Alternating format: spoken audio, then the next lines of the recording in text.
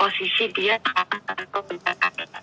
kemarin malam anakku keluar sampai malam banget. Terus aku bilang suami, aku mohon dengan rendah hati, kamu pulang, pantau anak, nanti tak kirimin. Yang penting anak ada pantauan satu orang tua kamu.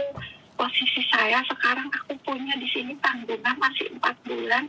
Kamu nggak bisa ninggalin. Misalkan aku nggak punya tanggungan itu, aku udah pulang walaupun aku nggak punya uang, nggak pakai di anak gitu loh kok. Malah dianya ngomong apa, luruh bojo meneh gitu. Aku bukan masalah yang suruh luruh bojo meneh iki gelo ora aku.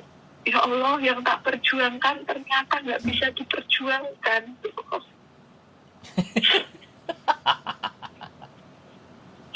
Aku Diketawain sih kok. loh